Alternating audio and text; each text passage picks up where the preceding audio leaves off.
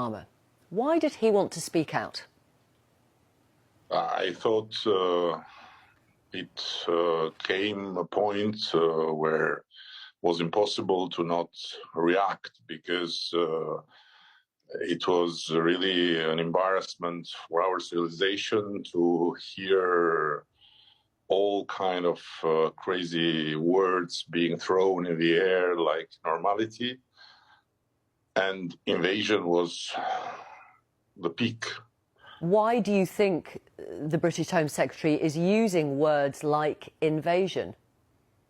It's not about one person. It's about climate that has been created, and it's about finding scapegoats and blaming others, while it's very obvious, even from Tirana, which is not near to London, that it's about failed policies. It's not about Albanians or aliens or gangsters, but it's about failed policies on borders and on crime. Right, so what do you think they should do? What do you think they could do? It's not that I think. There are examples, and there is a very, very clear example of Germany. With Germany, we had the same problem some years ago, and Germany moved in the right direction. Germany never blamed Albanians and never came out saying, German politicians never came out saying, oh, we are being invaded and so on and so further, but they legislated about Albania being a safe origin country. What do you think the consequences of that might be for Albanians settled in the UK? Consequences of course, you know, this kind of language for sure doesn't come for good. It doesn't. This kind of language is not a policy, is not a program, is not a vision, is nothing but fueling xenophobia and targeting, singling out community, and practically going totally against the great British tradition of integrating the minorities. Britain was a role model in this, and now is becoming I don't know, like a madhouse. You seem pretty angry about this.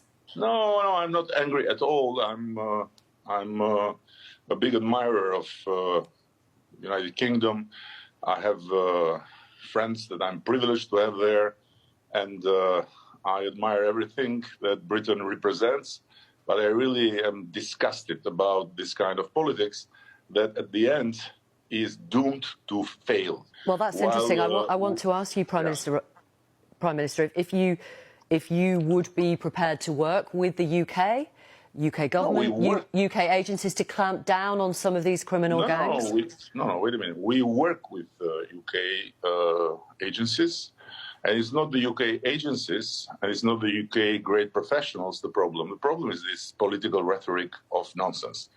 So I would say that if what we have already discussed many times on bringing together our professional people, letting them do their work, sharing information, and